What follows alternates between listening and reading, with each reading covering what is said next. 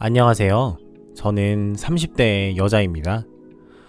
매일 회사 다니면서 아침 저녁 출퇴근 시간 무료하게 창밖을 보며 멍하니 신호만 기다리다 다른 분들의 사연을 듣는 재미에 푹 빠져 살던 평범한 여자입니다. 30년을 무탈하게 지내왔던 제가 이렇게 사연을 보내게 될 줄은 꿈에도 몰랐습니다. 남들이 들으면 충격에 빠질 만한 이런 일이 제게 일어날 줄은 상상도 못했거든요. 우선 저는 대학을 다니는 도중에 공무원 시험에 합격해 제 또래 동기들보다 빨리 취업이라는 큰 고비를 넘겼습니다. 아직 대학 졸업 전이었기 때문에 졸업에 필요한 점수만 이수한 후에 바로 취직해 동사무소로 들어갔고, 지금은 벌써 직장생활 12년 차에 워킹맘이 되었습니다. 저희 남편은 저와 동갑내기로 고등학교 동창이었습니다. 그 당시 모의고사 칠 때마다 전국에서 놀 정도로 성적이 좋았던 남편은 재수를 해도 가기 힘들다던 치대에 단번에 입학하여 동네방네 플랜카드로 도배될 만큼 엄청난 고향의 자랑거리였죠. 장장 10년이 넘는 연애를 했습니다. 어찌 보면 서로가 첫사랑이자 마지막 사랑이 되었네요. 그 당시 저는 어엿한 사회초년생으로서 꼬박꼬박 월급을 받았기 때문에 아직 학생이었던 남편을 대신해 데이트할 때마다 거의 제가 계산을 했는데요. 그때마다 남편은 제게 남자로서 볼낯이 없고 부끄럽다며 미안해하곤 했습니다. 그나마 다행이었던 건 여느 연인들처럼 자주 만나 데이트를 하는 게 아니라 대학생활 내내 엄청난 공부량에 치여 공부만 하느라 시간이 없던 남편과 이제 갓 공무원이 되어 2년마다 발령받고 동사무소와 구청을 왔다 갔다 하느라 시간이 맞지 않았던 저는 데이트랍시고 한 달에 한두 번 만나 남편의 자취방에서 영화 보고 헤어지거나 가끔 만나서 외식하는 정도가 다였기 때문에 그렇게 미안해할 일은 아니었습니다. 저희 부모님께선 아주 오래전부터 고향에서 부동산을 하셨는데요. 그나마 남편보다 형편이 나았기 때문에 저희 부모님이 저와 공부한다는 핑계로 고향에서 제일 공부 잘하던 남편이 저희 집에 놀러 올 때마다 고기 반찬에 장어구이에 여러가지 바리바리 싸주시며 많이 먹으라고 챙겨주셨고, 그렇게 저희 아버지가 돌아가시기 전까지 저뿐만 아니라 치대 다니던 남편의 용돈까지 따로 보내주실 만큼 남편을 많이 예뻐라 해주셨죠. 그렇게 예뻐해주시던 장인어른에게 우리 결혼하는 걸 못 보여드린 게 너무너무 한스럽다며 아직도 술 한잔 할 때마다 저희 아빠 이야기를 하며 눈물을 훔치곤 한답니다. 그에 반해 남편의 집은 동네에서 몇 킬로나 떨어져 있던 시골에서 작게 농사를 지으셨는데요. 갈수록 가세가 기울어 집안 형편이 어려워지자 어릴 적부터 공부에 도 같은 남편만 대학교까지 보내기로 하고, 당시 중학생이었던 시누이는 고등학교까지만 졸업하기로 하고 바로 은행에 취직해 시댁 가족 전부 남편의 뒷바라지까지 하며 입에 풀칠이나 하는 정도로 근근히 살았죠. 그렇게 남편이 치과대학에 붙었을 때 시부모님은 그간 고생했던 걸 보상이라도 받았다는 듯 플랜카드까지 붙이시곤 누구보다 기뻐하셨고, 고등학교 다니는 내내 용돈에 음식까지 싸주며 남편의 뒷바라지를 해준 제게 항상 감사해 하셨습니다. 몇 년 후 저희 아버지가 뇌경색으로 돌아가시게 되어 고향에 들렀을 때 남편은 미리 찾아뵀어야 하는데 면목이 없다고 3일장 치르는 내내 상주 노릇을 하며 제 곁에 있어 주었고, 마지막 발인 날 눈물을 흘리며 그 앞에서 큰 소리로 "아버님 감사합니다. 앞으로 유정이는 제가 지키겠습니다." 하며 아버지를 떠나보낸 기억이 납니다. 그렇게 아버지 장례 후 시부모님을 잠깐 뵈었는데요. 시어머니는 평생을 농사 지으시며 거칠어진 손으로 제 손을 어루만지시더니 "우리 유정이가 민준이한테 복덩이다 복덩이야. 고등학교 때부터 그렇게 잘 챙겨주더니 공무원 되고 나서도 잘 챙겨준다며. 정말 고맙다 고마워. 아들이랑 멀리 떨어져 있어서 자주 못 봐 걱정이 많이 됐는데 네가 곁에 있어줘서 이 애미가 얼마나 든든한지 모른다." 하시며 올라가서 나눠 먹으라고 제가 평소 좋아하던 오이소박이에 숙주나물까지 바리바리 보자기에 싸서 챙겨주셨습니다. 저는 그런 시부모님의 기대에 부응하듯 남편의 자취방을 제 집 드나들듯 하며 공부하느라 고생하는 남편에게 얼마 안 되는 월급을 쪼개 삼시세끼 해먹이고, 앉아만 있느라 운동도 못해서 어떡하냐며 각종 영양제에 생활비까지 다 대주었습니다. 물론 남편도 틈틈이 과외 아르바이트를 하긴 했지만 워낙에 본인 공부하기에도 바빠서 나중엔 그마저도 못하게 되었죠.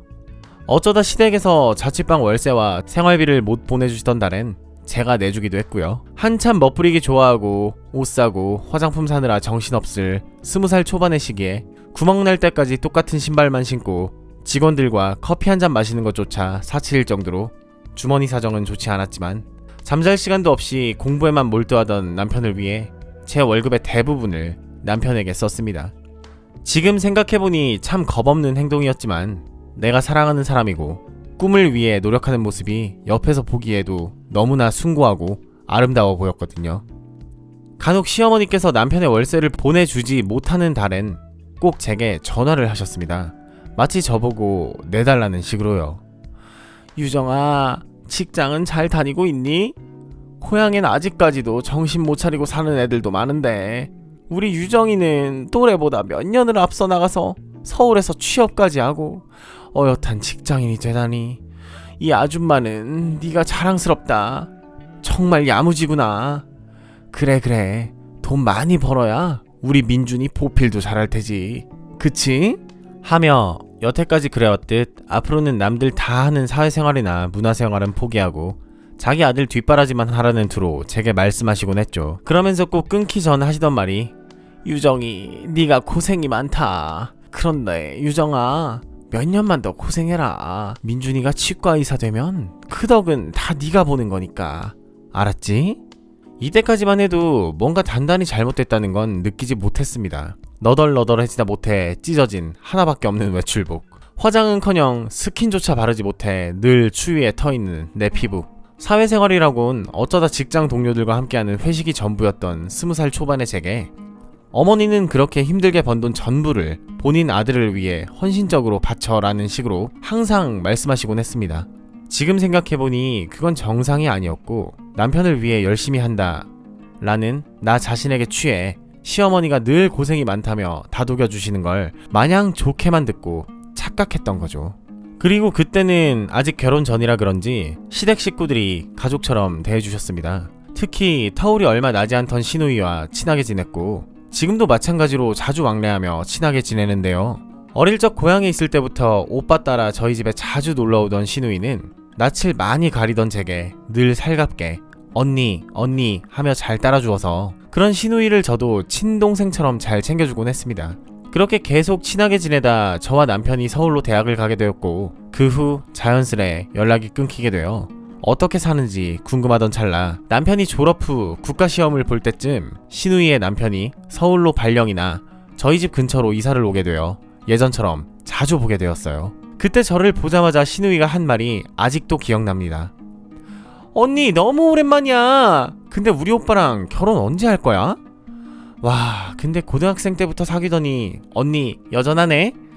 우리 엄마보다 잘 챙겨주고 진짜 대단하다 정말. 하며 마치 어제 본 것처럼 웃으며 말하길래 미니야 너무 반갑다. 오랜만에 만났더니 애엄마가 돼 있네? 애기인 줄 알았는데 하하. 결혼 언젠간 해야지.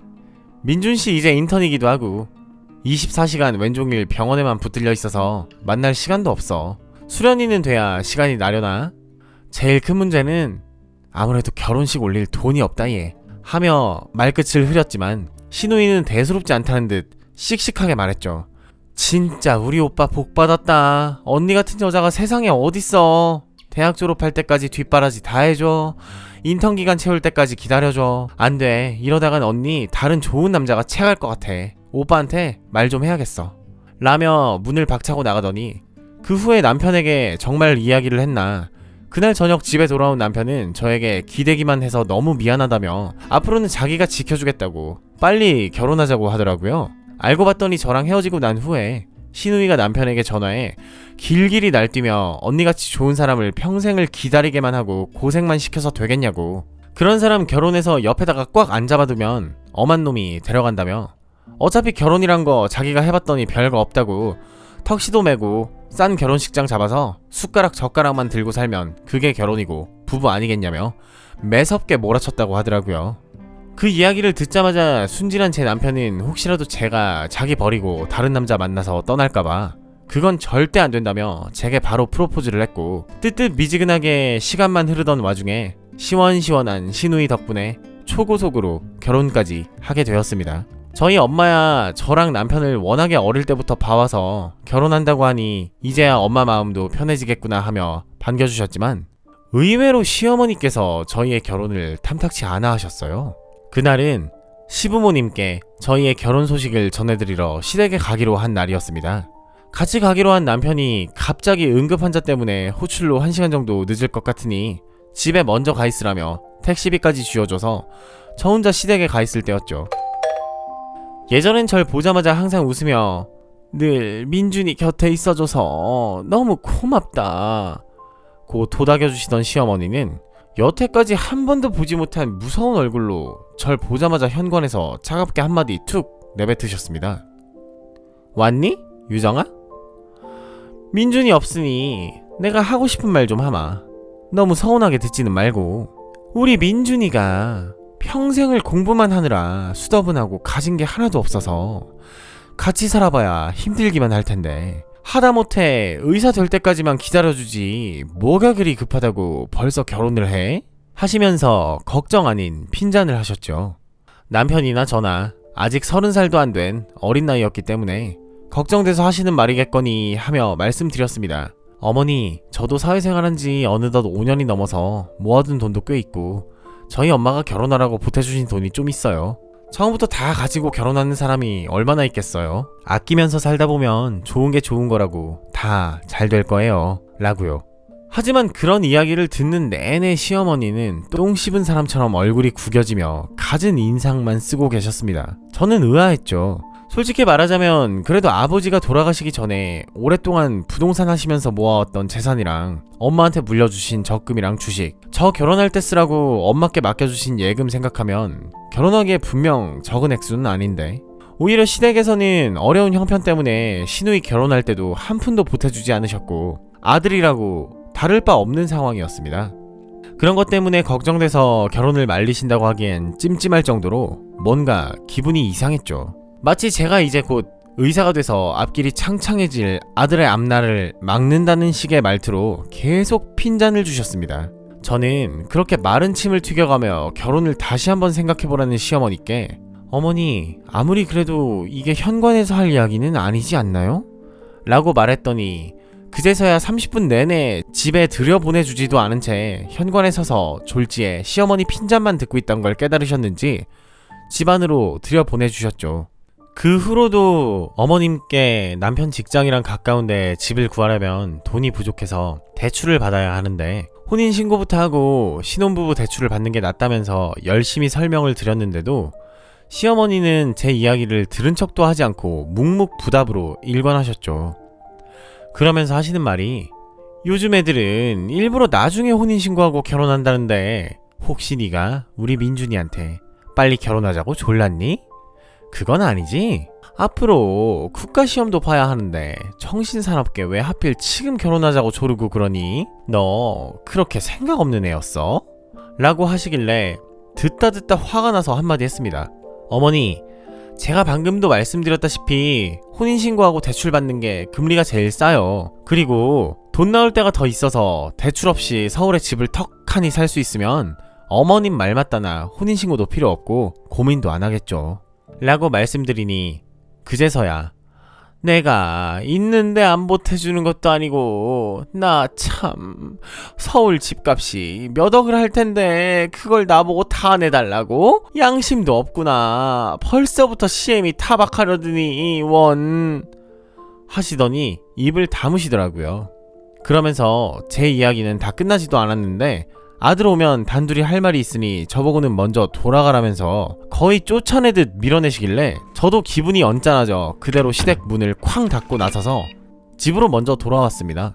그 후로도 시어머니는 수시로 제게 전화와서 결혼을 다시 한번 생각해보라며 가진 것 없이 무슨 결혼이냐고 나중엔 너 때문에 우리 아들 국가시험 떨어지면 어떡하냐는 소리까지 하시더군요. 기가 차고 어이가 없어서 아들 대입 수능 준비할 때부터 치대 들어가고 나서까지 단 한 번을 불평불만 없이 남편 뒷바라지만 해왔던 제게 시어머니는 공무원 주제에 무슨 의사 남편이냐는 식으로 뭐든지 다 제 탓을 하기 시작했습니다. 민원 때문에 바빠서 시어머니의 전화를 한 통이라도 제때 못 받는 날엔 우리 아들이 목소리가 안 좋던데 혹시 너 때문이냐, 네가 바가지 긁는 거 아니냐며 밥은 제대로 챙겨주는 거 맞냐고 몇십 통씩 부재중 전화가 찍혀 있었죠.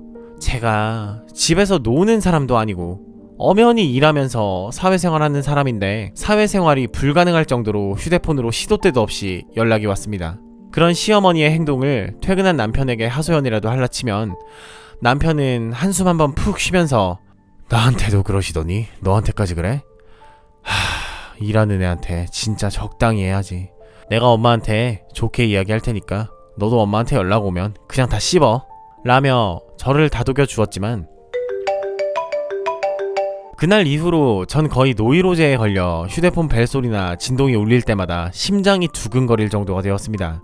그런 시어머니의 집착에 가까운 행동은 저희가 결혼하고 나서도 계속되었죠. 예, 민준이가 요새 연락이 잘 안 되는데 혹시 너희 싸웠니? 또 네가 바가지 긁은 건 아니고? 내 아들이 이렇게까지 전화를 안 받는 애가 아닌데 설마 네가 중간에서 내 전화 받지 말라고 시켰니? 라는 말도 안 되는 소리까지 하시면서요. 어머니, 지금 회진 도는 시간이에요. 업무 보는 시간엔 전화 거의 못 받아요. 안 그래도 동료 선생님이 어머니한테 계속 전화와서 핸드폰만 붙들고 있는 바람에 한 소리 했다고 하시던데 너무 자주 전화하지 마세요 라고 말씀드렸더니 그제서야 시어머니는 본인의 행동이 아들의 앞길이라도 막을까 어머 그러니? 하시며 연락의 빈도를 줄이셨죠. 하지만 한동안 연락이 뜸하다 어느새부턴간 직접 저희 집으로 찾아오기 시작하셨습니다. 그것도 꼭 남편 당직 서는 날에만 찾아와서 저를 괴롭히시곤 했죠. 그날은 악성 민원으로 업무에 시달리다 간신히 쉴 틈이 생겨 못 먹었던 점심을 뒤늦게 삼각김밥으로 때우고 있을 때였습니다. 시어머니한테 연락이 와서 받았더니 시누이 집에 왔다 집에 가는 길인데 민준이 좋아하는 반찬도 줄 겸 겸사겸사 너희 집 앞에 와 있으니 비밀번호 좀 가르쳐다오 라고 말씀하시더라고요. 이거를 안 가르쳐 드릴 수도 없고 그렇다고 퇴근까진 아직 4시간이나 남았는데 밖에서 기다리라고 하기에도 그래서 고민하다가 어쩔 수 없이 가르쳐 드렸습니다. 그리고 일에 찌들어 파김치가 된 채 아무것도 안 하고 집에서 편히 쉬고 싶은 제 마음을 아는지 모르는지 저희 집을 온통 헤집어 놓으시면서 구두도 안 벗은 제게 말씀하시길 우리 유정이가 결혼하고 나더니 많이 변했구나. 창틀은 항상 꼼꼼히 해놓으라니까. 이 때 좀 봐라. 창틀 청소 언제 했니? 부터 시작해서 에휴 이 화장대 좀 봐라. 머리 말리고 드라이기는 바로 치워놔야지. 머리카락은 이게 뭐고? 예 이것 좀 봐라. 세면대에 머리카락 이게 다 뭐니? 우리 민준이가 깔끔한 걸 얼마나 좋아하는데. 예 그리고 여기 개수대 음식물은 어휴 도대체 언제부터 있던 거니?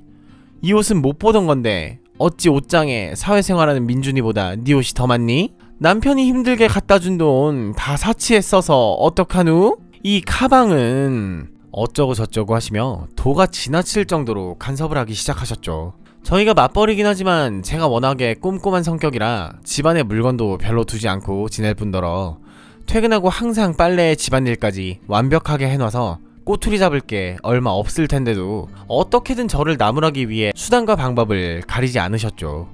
어느 날은 남편 당직 날인 줄 알고 미리 말씀도 없이 저희 집에 들이닥치셔선 악다구니 지르시며 폭언을 해대시는 어머니를 일찍 퇴근한 남편이 발견하고는 제발 좀 이러지 말고 돌아가시라며 쫓아낼 정도였습니다.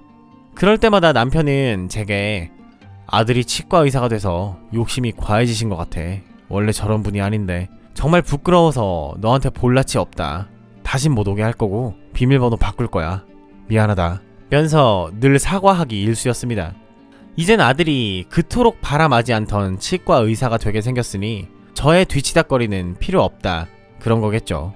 그 후론 대놓고 저를 눈에 가시 취급하며 방해물 취급을 하기 시작했습니다.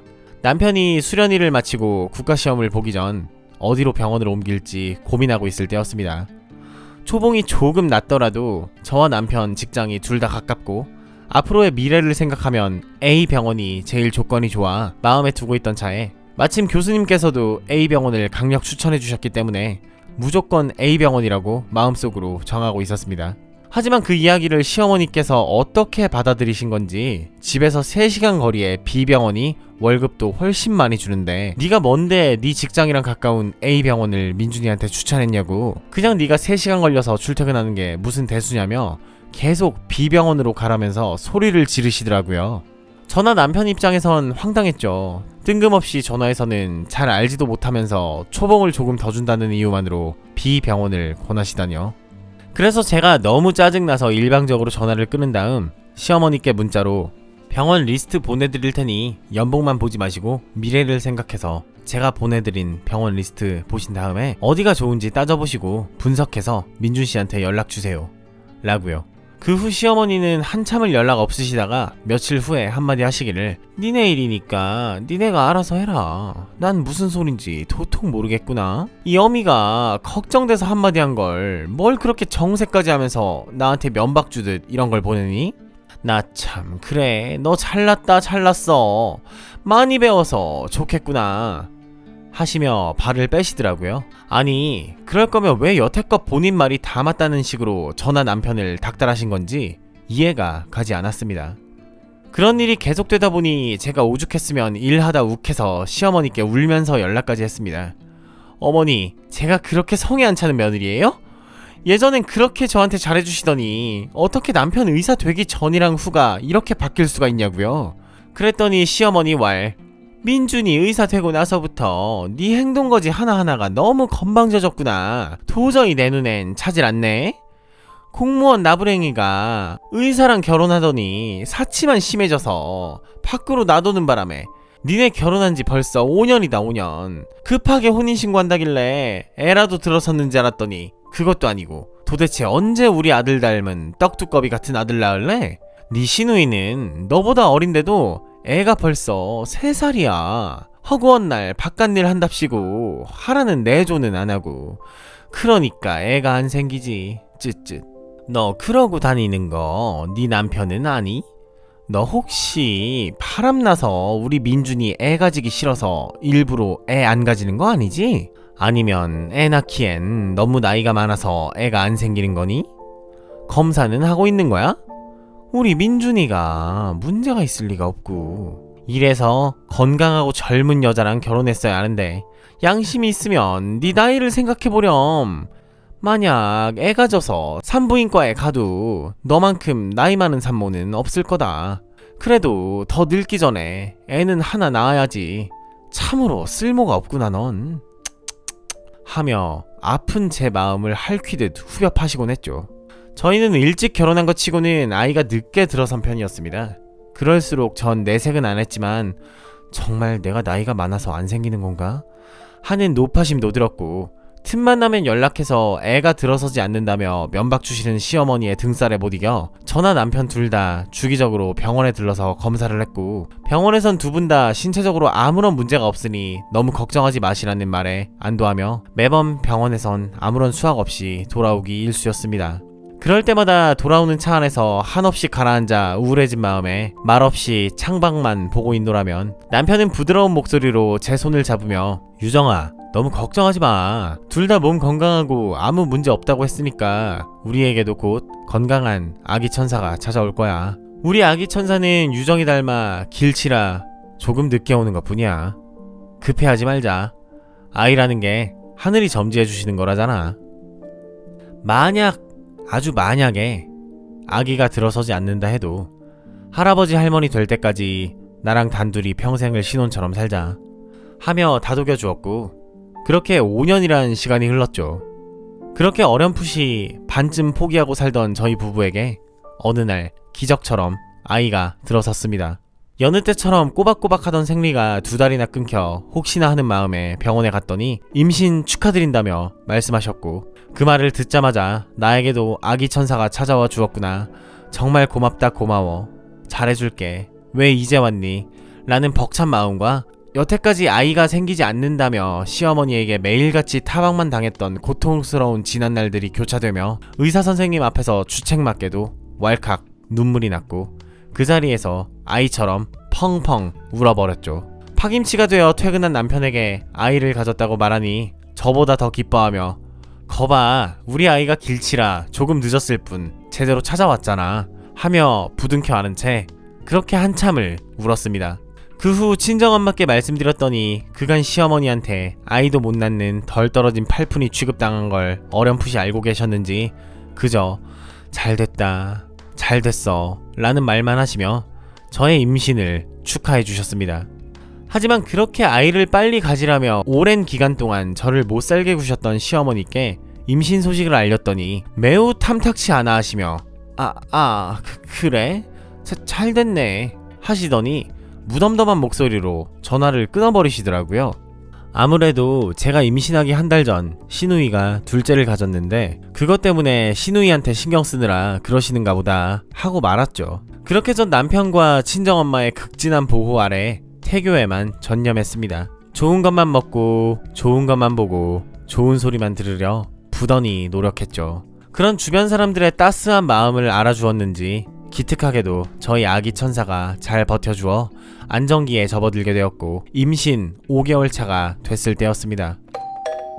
아침 일찍 누군가가 초인종을 눌렀고 문을 열어보니 웬 박스 한 장사를 배달원께서 전달해 주셨어요. 택배 시킨 게 없는데 이게 뭐지? 하고 봤더니 수취인은 제 이름으로 돼 있었고 알고 봤더니 시어머니께서 보내주신 한약이었습니다. 아이 가지고 여태 연락 한 통 제대로 없던 분이 웬일로 이런 걸 보내주셨지? 하며 박스를 뜯고 있던 찰나에 마침 전화가 오더라고요.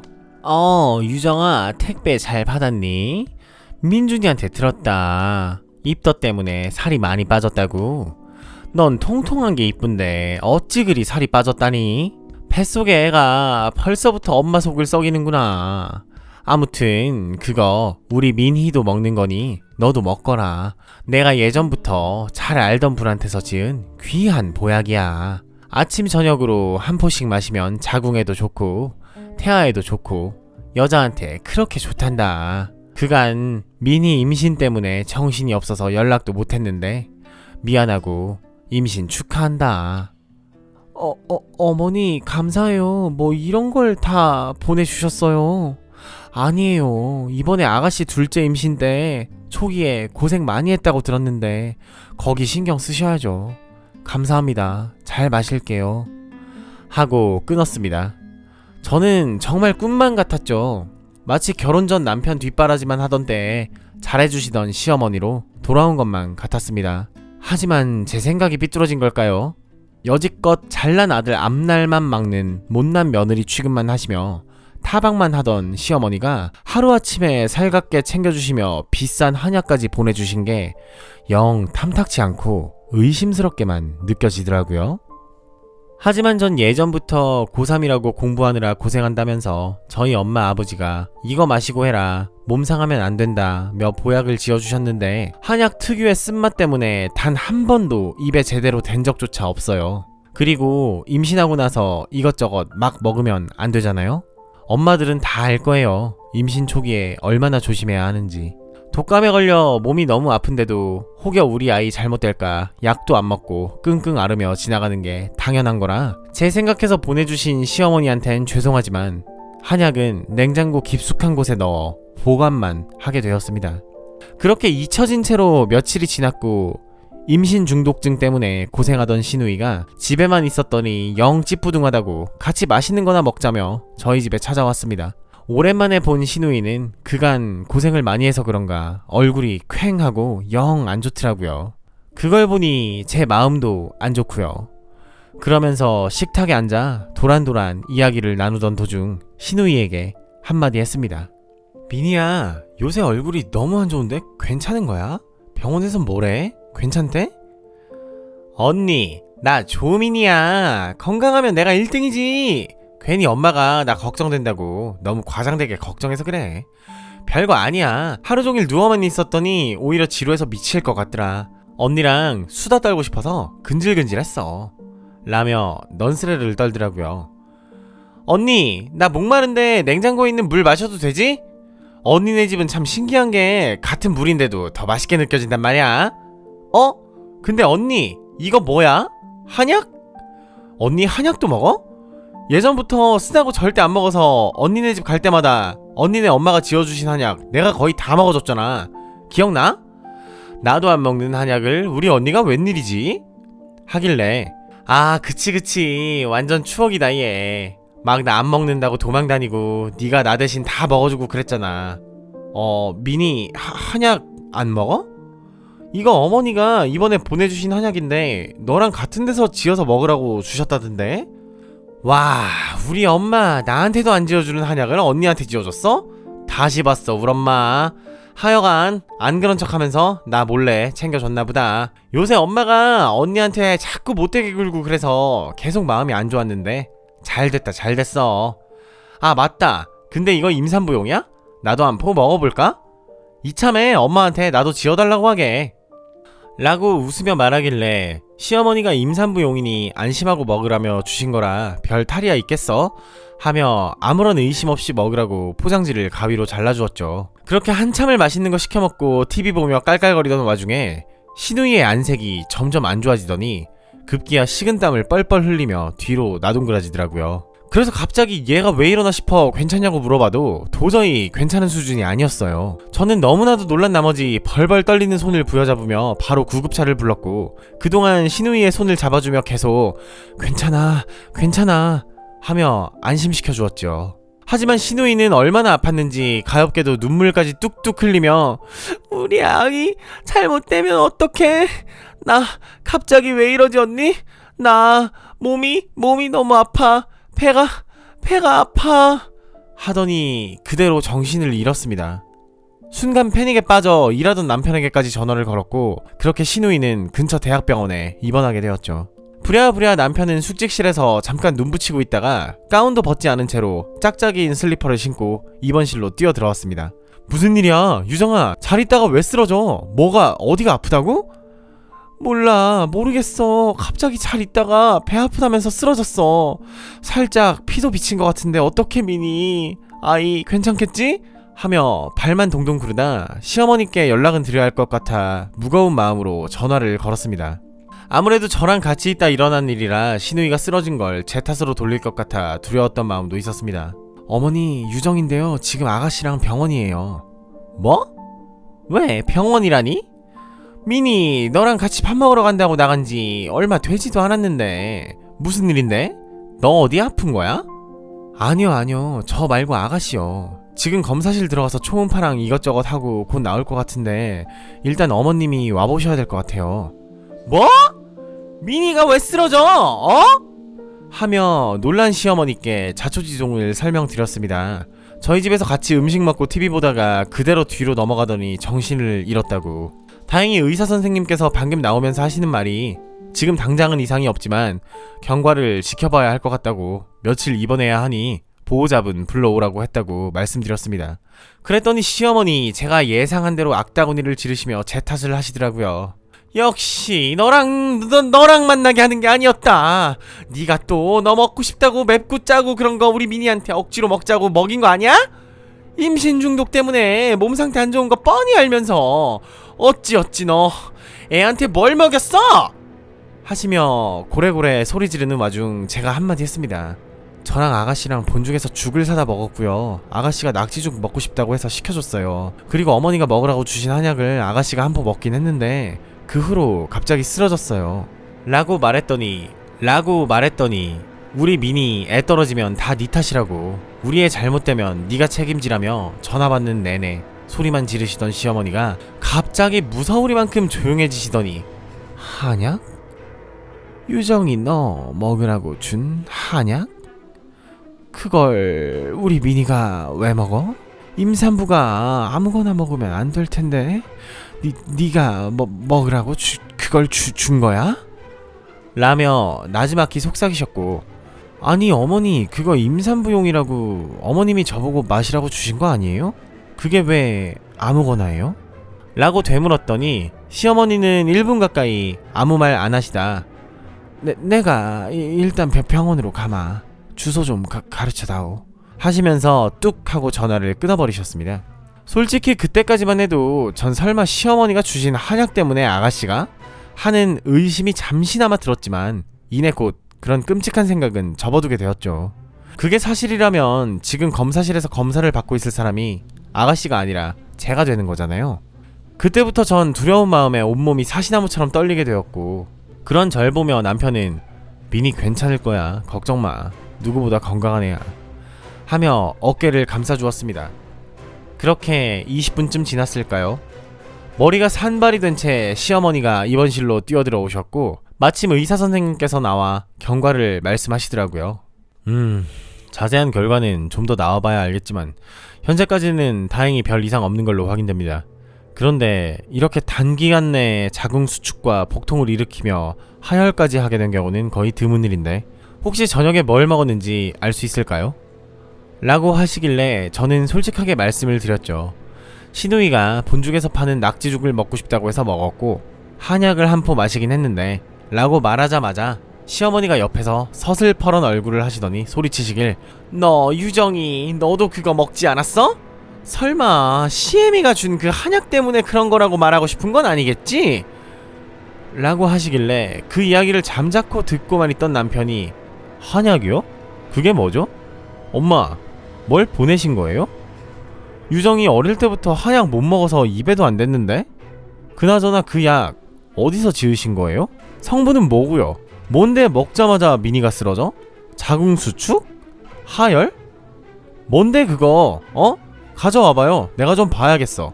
라며 순식간에 병실은 아수라장이 되었고 옆에서 뻥져서 지켜만 보고 있던 의사 선생님은 일단 가족분들끼리 이야기하시고 나중에 다시 오겠다며 병실을 나가셨죠. 남편은 그 와중에 아무 말 없이 식은땀만 뻘뻘 흘리고 있던 시어머니를 계속 추궁했고 오히려 시어머니는 믿었던 아들에게 발등 찍힌 것 같은 표정을 지으시더니 민준이 어떡해 네가 엄마한테 이럴 수가 있냐 며느리 좋으라고 지어온 한약 가지고 엄마를 의심하고 뭐라고 하는 게야? 이래서 아들 낳아봤자 하며 궁시렁거리시는 시어머니의 말을 끊어버리곤 남편은 한마디 했습니다. 엄마 지금 솔직하게 말해요. 나중에 한약 성분 검사해보면 다 아는 거니까 일 크게 만들지 말고 지금 여기서 말을 해봐요. 사람 돌아버리게 하지 말고 라며 남편은 여지껏 본 적 없는 무서운 표정을 지으며 시어머니를 찢어 죽일 듯 노려보았습니다. 1시간여를 추궁당한 시어머니는 그제서야 두 손 두 발 다 들었다는 듯 담담하게 말씀하셨습니다. 그래 내가 유정이 먹으라고 한약 한 제 치워줬다. 솔직하게 말하마 유정이한테 준 건 애 떨어지는 약이다. 청천벽력 같은 소리였죠. 그 이야기를 듣는 순간 저는 휘청거리며 소파에 풀썩 주저앉았고 아연실색한 남편과 저를 번갈아 보며 시어머니는 말을 이어나갔습니다. 5년이 넘도록 생기지 않던 애가 왜 짐덩이처럼 지금 생긴 거냐? 왜 하필 지금인 거야? 애라도 없으면 니네 이혼이 좀 더 쉽지 않을까 해서 했던 일이다. 민준아, 다 너 좋자고 한 일이야. 다시 한번 생각해봐라. 너 좋다고 줄 선 여자가 세고 셌어. 어찌 유정이같이 모자란 애랑 결혼해서 하다 애까지 낳아서 키운다고? 그건 이 애미 눈에 흙이 들어가도 안 된다. 안 돼. 민준아, 너 알지? 우리 집 앞 희옥이 아줌마 그 집이 예전부터 땅 투기로 엄청 부자 됐단 소리는 있었지만 이번에 재개발 들어가면서 몇백억을 벌었는데 그 아줌마가 자기 딸이랑 너랑 결혼시키고 싶다고 나한테 몇 번이나 이야기했었다. 너 걔랑 결혼만 하면 병원도 개원시켜주고 네가 지금 타고 다니는 똥차 갖다 버리고 뭐냐 그 포리샤? 포르쉐? 그 차도 사주겠단다. 정신 차려. 이 애미가 능력이 없어. 네 뒷바라지로 병원은 못 차려줘도 그 비슷한 아가씨라도 구해올 수가 있어. 제발 부탁이다. 라는 짐승 같은 소리를 뻔뻔하게 해댔고 그때 시누이가 눈물을 흘리며 침대에서 벌떡 일어나더니 어떻게 엄마가 언니한테 그럴 수가 있어? 엄마가 사람이야? 몇십 년을 가진 거 없는 우리 오빠 뒷바라지나 하면서 평생을 살다가 이제 겨우 숨통 트인 사람이야. 엄마 사람이면 그러는 거 아니야. 나 엄마 얼굴 보고 싶지가 않아. 나가세요. 다신 보고 싶지 않아. 하며 시어머니를 향해 조용히 이야기했고 남편도 시누이의 말이 끝나자마자 한마디 쏘아 붙였습니다. 엄마는 살인자야. 예비 살인자. 어떻게 친손주를 죽이려고 해요? 그것도 모자라 엄마의 정신 나간 짓거리에 유정이 말고 미니까지 큰일 날 뻔했어. 근데 미안한 마음은커녕 뻔뻔하게 나를 위해서라고요? 나를 위해서가 아니고 부잣집 사돈도서 평생 돈 걱정하기 싫은 엄마를 위한 거겠지. 여태까지 엄마가 나를 위해서 한 일이 뭐가 있어? 나 고등학교 때부터 기생충처럼 유정이한테 들러붙어서 부모가 해야 할 일 다 미루고 뒤치다거리만 시켜놓고 내가 의사 되니까 이제 유정이 보고 떠나라고요? 내가 떠나줄게요. 그 잘난 아들 평생 볼 생각하지 마세요. 사람도 아니야. 꼴도 보기 싫어. 역겨워. 나가자 유정아 하며 제 손을 이끌었고 병실에서 뛰쳐나온 뒤 시어머니를 본 건 그게 마지막이었습니다. 그 후로 남편과 저는 모아왔던 돈을 모아 다른 아파트로 이사를 오게 되었고 둘 다 핸드폰 번호를 바꿔버리고 시어머니에게 매달 보내드리던 생활비까지 일절 끊어버리게 되었죠. 그 일이 있고 나서 저는 정신적으로 큰 충격을 받아 남편과 정신과에 다닐 정도로 기력이 약해졌지만 그렇게 되면 시어머니가 바라던 대로 될 것만 같아 꼬박꼬박 병원도 다니고 남편과 더욱 돈독한 시간을 보냈습니다. 다행히 증상이 점차 호전되어 몇 달 뒤 떡두꺼비 같은 아들을 낳게 되었죠. 눈에 넣어도 안 아플 아들의 재롱을 보고 있자니 시어머니가 저와 제 아들에게 얼마나 무서운 일을 했는지 아직까지도 소름이 끼칠 정도입니다. 남편에게 들은 말로는 아이가 태어났을 때 시누이한테만 살짝 사진을 보여줬다고 했습니다. 시누이도 그날의 일 때문에 자기 엄마인 시어머니와는 완전히 인연을 끊은 상태고 무사히 둘째를 낳았다고 하더라고요. 사진을 봤더니 너무나도 예쁜 딸이었습니다. 저희 어머니께서는 그러한 사실을 알고는 시어머니를 고소하겠다며 살인자나 다름없다고 한바탕 난리가 났었고 그런 엄마의 마음을 누구보다 이해했지만 말렸습니다. 그토록 끼고 살며 애지중지하던 치과의사 아들과 딸에게 버림받은 거나 마찬가지니 그보다 더한 벌이 어딨겠냐고 하고 말았지요. 아마 평생 시어머니의 얼굴을 볼 일은 없을 것 같습니다. 이젠 저희 아들을 보며 의사를 만들겠다고 쌍수를 들고 집착하실 게 눈에 그려지거든요. 차마 낯부끄러워 아무에게도 말하지 못했던 이런 무거운 이야기를 익명이지만 사연으로 보내고 나니 마음이 후련해지는 것 같습니다. 저의 긴 사연을 들어주셔서 감사합니다. 앞으로 남편과 아들 셋이서 잘 살아보겠습니다. 항상 건강하시고 행복하세요.